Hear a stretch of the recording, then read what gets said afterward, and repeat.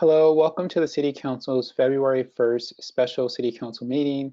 This is a teleconference meeting with City Council, city staff, and members of the public participating remotely to ensure proper social distancing in this federal, state, and local emergency. My name is Drew Combs. I am mayor for 2021. I would like to introduce staff and City Council members present: Vice Mayor Betsy Nash, City Council Member Ray Mueller, City Council members Ray Mueller, Cecilia Taylor, and Jen Willison. Staff present include City Manager Starla Jerome Robinson, Interim City Attorney Cara Silver, and City Clerk Judy Herron. City Clerk Herron, would you please provide instructions to the City Council and members of the public on how the meeting will proceed? Thank you, Mayor Combs, and again, echoing the welcome to our special City Council meeting today, February 1st. For members of the City Council, we ask that you remain on screen for the duration of the meeting, engaging your own webcams and microphones. Staff will engage their webcams and microphones to make presentations, as well as respond to any questions that the City Council may have. For members of the public, we're here to provide public comment for items that are on the agenda today. We will ask that you engage that hand feature in the top right side of your screen. That will alert us that you have a comment and you will have the opportunity to open up your microphone. I'd also like to direct everyone's attention to the handout, again, in that top right side of your screen, where you can find the agenda for this meeting. That does conclude my introduction. Mayor Combs, you may continue. Thank you. Thank you, City Clerk Herron. So we only have one item on tonight's agenda, and it's under regular business. Under regular business, the City Council considers recommendations from city staff on policy matters or administrative actions that require City Council approval. C1 under regular business is a consideration of design elements for the Menlo Park Community Campus pool. Here to introduce the item is Assistant Public Works Director Chris Lamb.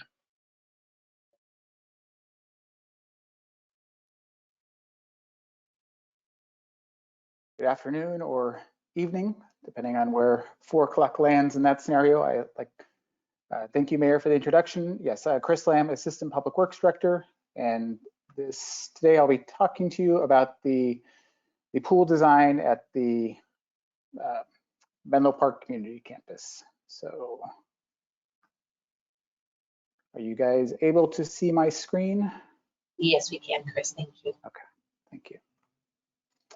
So the agenda item tonight is we're looking for the council to take action on the following, which is to approve the revised pool layout for the Menlo Park Community Campus located at 100 to 110 Terminal Avenue.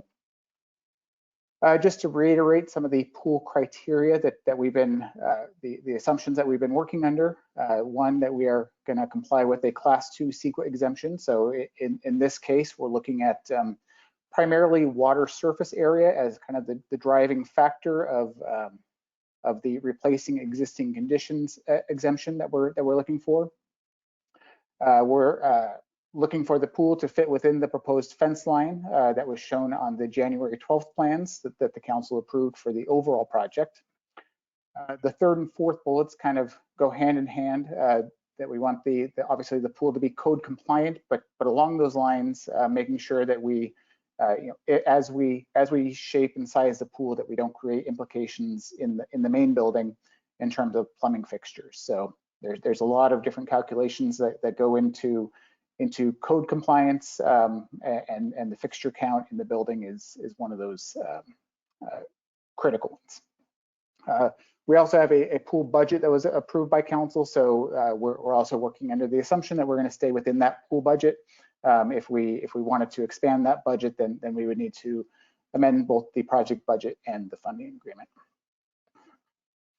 So this attached to the staff report is the most recent pool layout. So I'll kind of walk through some of the changes since the January 26th council meeting, where we showed a very similar layout, but heard some concerns in regards to accessibility.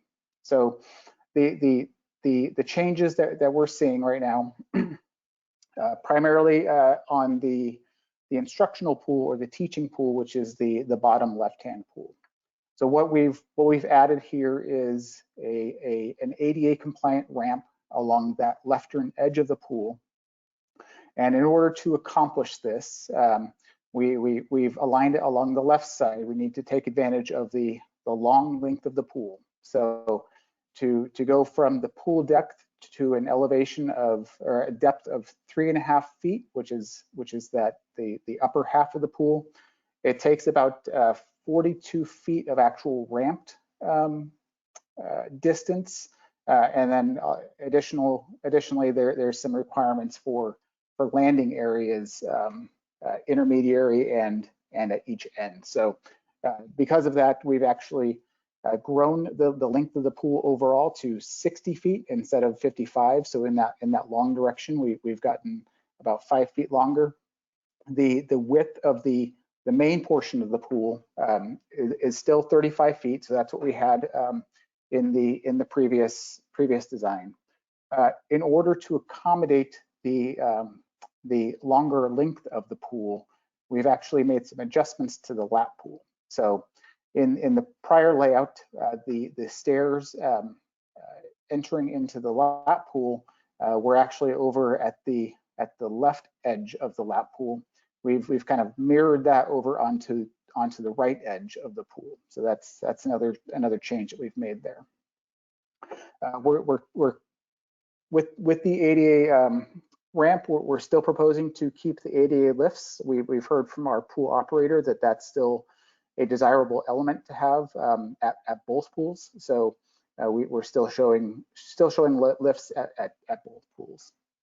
Some other changes that I think even since this was published and everything is moving very quickly is that I think what we're looking at is to have on the lap pool to go ahead and have the stairs kind of flipped within that little rectangle where they are now, so that the stairs point towards the locker rooms, and the entry, if you went down the stairs and down a sloped portion, you would enter at the edge of the pool rather than kind of mid pool. So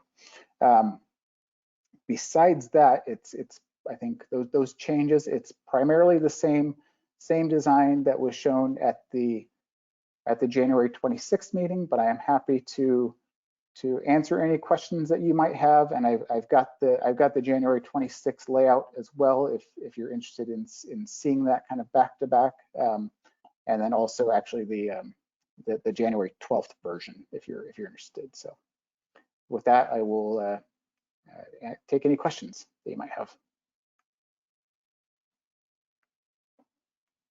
First, let's let's call public comment on the agenda item, and then we'll go into clarifying questions from the council and discussion. Thank you, Mayor Combs. So at this time, if any member of the public wishes to speak on item C1, consideration of design elements for the Menlo Park Community Campus Pool, please engage that hand feature at the top right side of your screen. I'll have the opportunity to open up your microphone, and you may address the City Council at this time.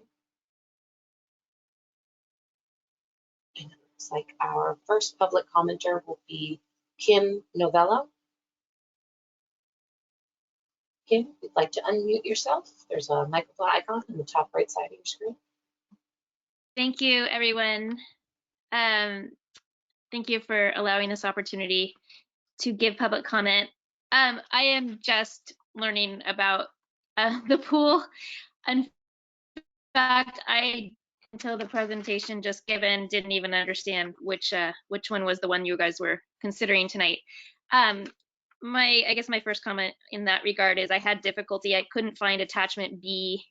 I eventually found attachment B in the city manager's report, but I was looking for the most recent comments by the city council and I couldn't find them. So if there's any way to make those easier to find, it'd be great. Regarding the design, I was just looking at it. It's very boxy. And I'm wondering if it's possible to add more curves. I understand there's a budget issue probably. Also for shade, if we could add more trees, more natural elements, rather than, like tables and umbrellas, which are great too. But maybe some more natural area like trees. I love the grassy area at the Burgess pool. if it's possible to have a grassy area for folks to sit on. Also, I didn't know if it'd be possible in the wading pool or teaching pool to move the stairs to the area where it says movable guard stand, because it seems like then you could have more parents sitting, rather than having them sit in front of the chairs to watch their kids, if they could sit along the side of the pool. And plus, the area where it says movable guard stand looks like a natural walkway anyway, so you're already going to have people walking there. It'd be nice just to have more space for parents to sit. Also, regarding the splash pad, I looked at the various pictures that were presented. They look very like Disneyland-ish. My daughter, I tried to get her, my 7-year-old, opinion on what she wanted. She liked the watering pot. I, as a parent, do not want to see anything where I can't see my kid on the other side of it. And I'm just wondering if we could get some more natural looking elements rather than make it, I know kids like Disneyland, but if it's going to be a community, have some fun elements, but if there's any way to make them more natural looking than so kind of in your face Disneyland, that'd be nice. And let's see what else.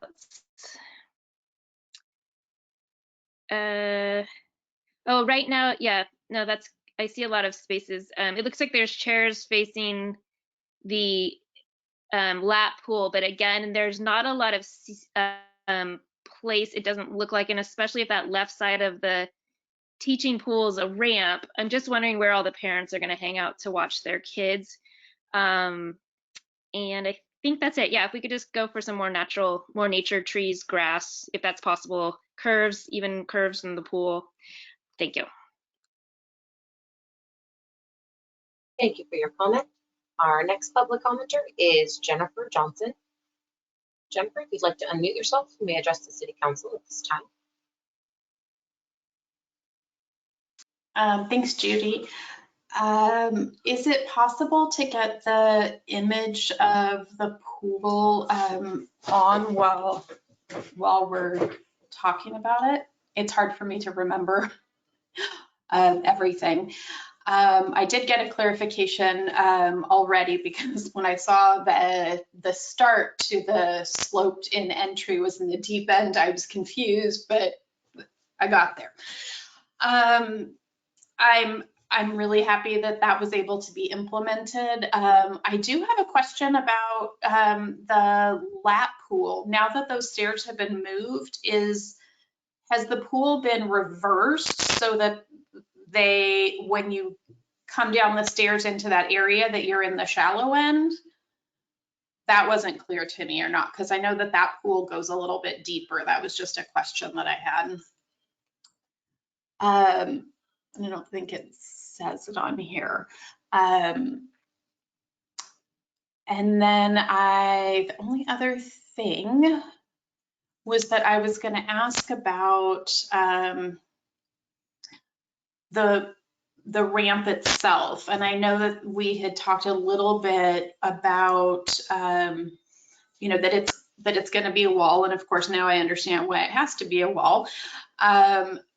And what kind of hardware or what have you would be on top of it. I've seen some pools that have done different things in terms of putting tall hand railings down versus some that are a little bit more, I don't know, capable of blending in a bit, I guess. But overall, I think it's great, and I'm thrilled that the adjustment was able to be made.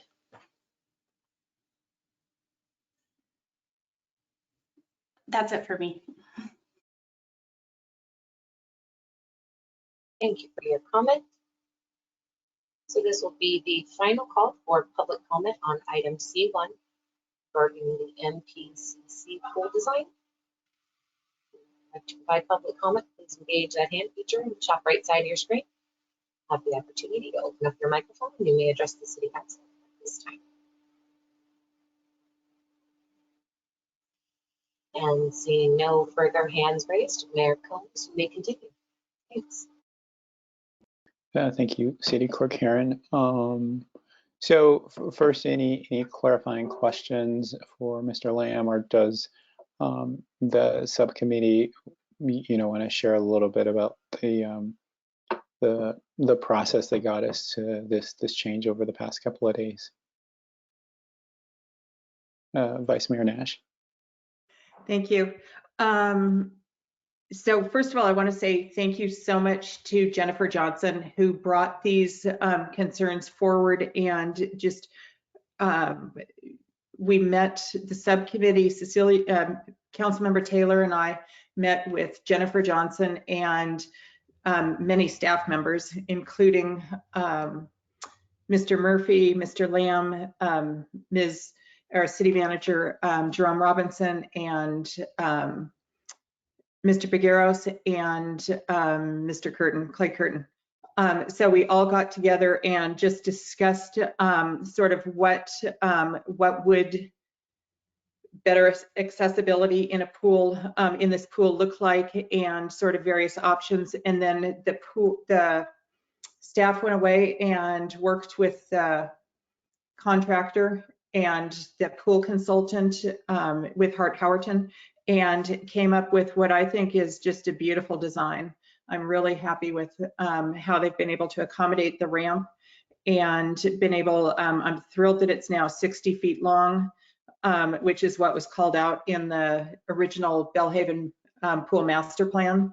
And I'm happy to answer if anyone has any other questions about how it happened, but essentially there was a meeting of all the interested parties, and staff took the comments and came up with a really nice design.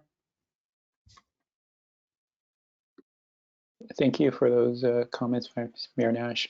I see your hand, Councilmember Wilson. I was just going to go to Councilmember Taylor, the other member of the subcommittee, just to see if she had something that she wanted to add, and then you directly after her. Thank you, Mayor Combs. I don't have anything to add at this time. Yeah, Councilmember Willison. Thank you, and thank you to the subcommittee and for staff on looking into this some more, and to Jennifer Johnson.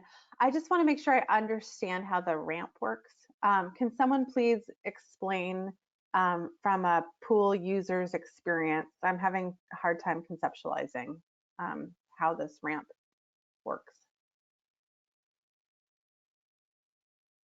I think it's really cool that there is a ramp. I just don't get it.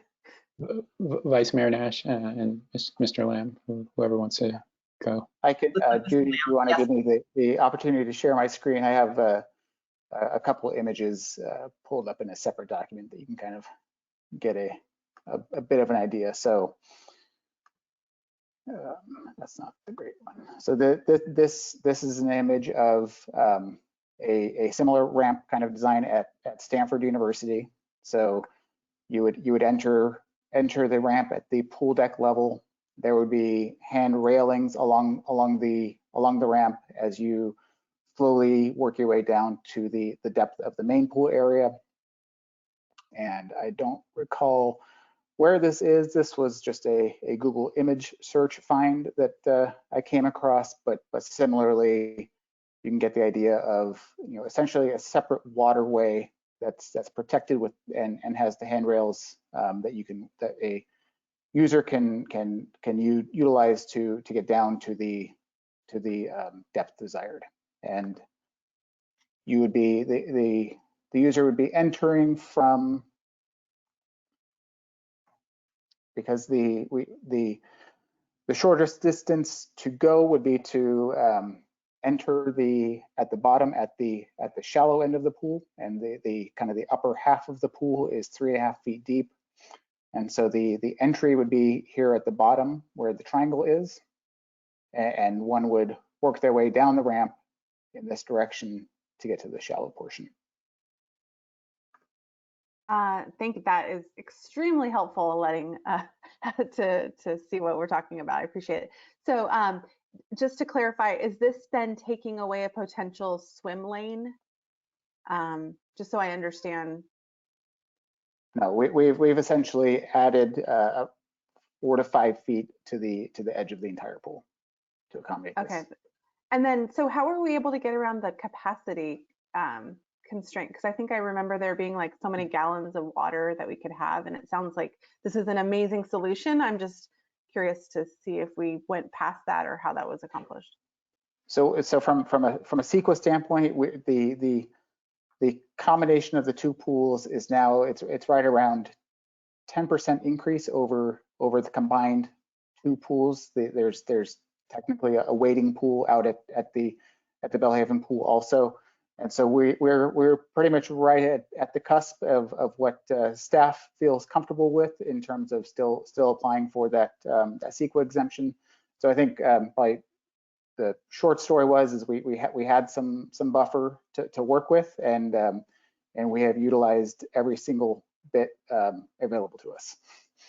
Awesome. Thank you so much. And then just to follow up on Ms. Novello's, a couple of her questions, can you just address the stair location and why it was placed where it is?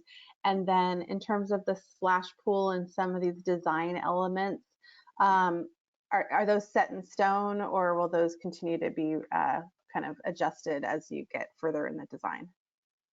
Yeah. I'll start with the splash pad element first. So that absolutely nothing is set in stone there. So those were really just some sample imagery of what could get installed, but I think we will take into account the kind of I think the primary concern of really line of sight and being able to make sure that you can see your kids at all times. So I think we can pass that comment on to the design team, absolutely.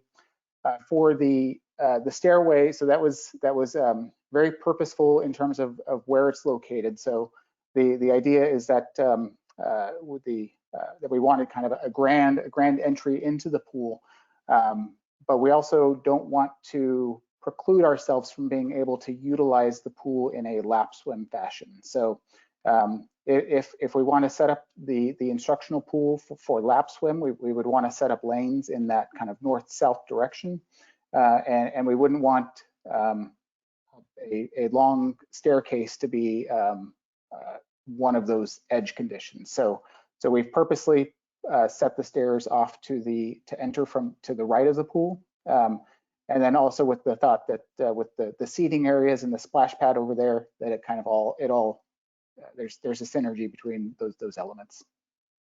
Okay, wonderful. And then in terms of seating for parents, it looks like, are those benches on the left side near the ramp? Yeah, so I think the seating the seating right now is very conceptual. The furniture layout is really just right now a kind of a fit showcasing that what we can get onto the pool deck. The brown long rectangular images are intended to be benches. So I think you're correct there, Councilmember Willison, on the left of the ramp. That's proposed to be some benches. Great. And then my final question is, all of these little design details that have been brought up, will that come back to council, or will staff be doing that on their own? Yeah, so there's a lot of refinement that will continue on the project. There's no additional council action needed on the pool design. So we would work with the staff would work with the pool designer and our pool operator to kind of continue to work on those types of details. Thank you very much. I'm really excited that you were able to accommodate this additional request, and that we also have a secondary pool that has that multi-use function of being both the kind of a shallow play instructional pool and can be a lap pool. So I think this is great. Thank you.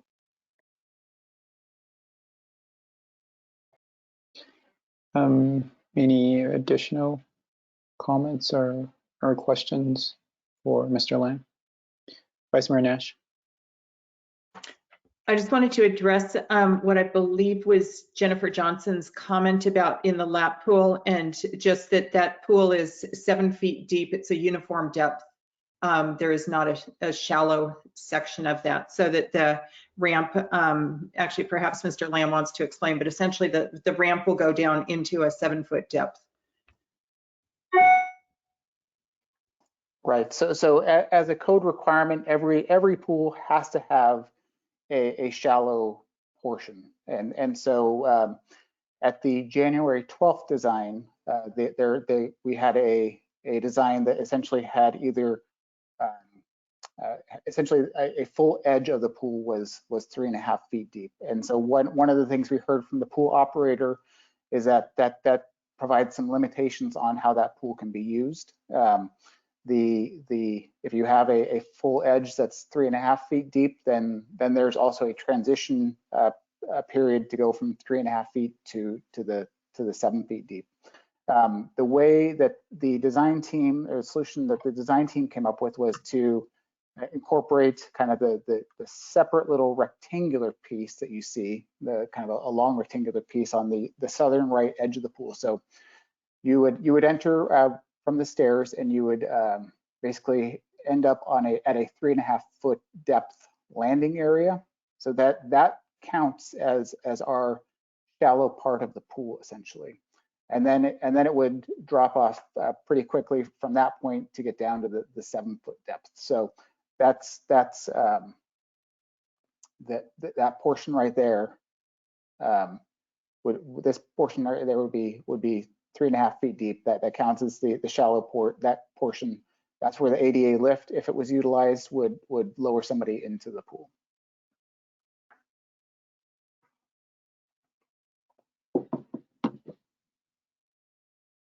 Councilmember Mueller.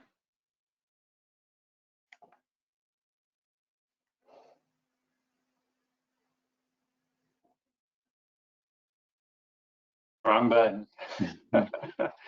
I'm looking at the lap pool. Is that 75 feet? So 25 meters? 25 yards. How long is the lap pool? It is 25 yards by 15 meters. So 75 feet. Yeah.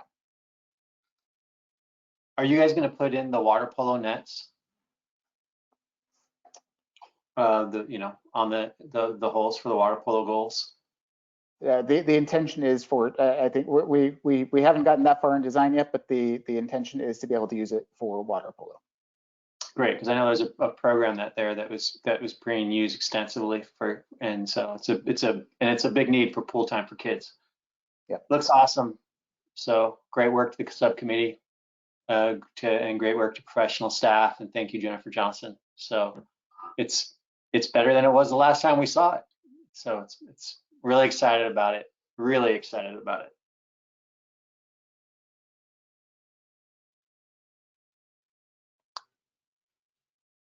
it. Does anyone want to make a motion, or Vice Mayor Nash? So I move that we approve the revised pool layout. And I think there was going to be a second from Councilmember Mueller, correct? Yeah. So, and I'll just say, yeah, thank you to everyone who was involved in this. It's an example of your government in action, government being responsive. So certainly hats off to Jennifer Johnson for staying up late that night, but being passionate about something that not only impacted her family, but obviously lots of other families in our community, and being very vocal and advocating for her family and for those other families. And thank you to the subcommittee for diving back into this. There were lots of different sort of factors, pun intended, right? There were lots of different factors and goals that you guys were attempting to achieve, and then of course hats off to the staff for being willing to sort of again get back into this and come up with a solution that I think works for all. So yeah, so we've got a first and a second, and with that I'll turn it over to the city clerk. So much, Mayor Combs. So again, repeating that, we have a first by Vice Mayor Nash and a second by City Council Member Mueller to approve the revised pool layout for the Menlo Park Community Center campus located at 100 to 110 Terminal Avenue as shown in attachment A. Any further city council discussion or questions? Seeing none, by roll call vote, City Council Member Mueller, Yes. thank you. City Council Member Taylor, Yes. City Council Member Willison, Yes. Vice Mayor Nash, Yes. Mayor Combs, Yes. and the motion passes unanimously. Thank you. Okay. Well, that was the only agenda item. So I think with that, we'll adjourn. Have a good rest of your day, everyone.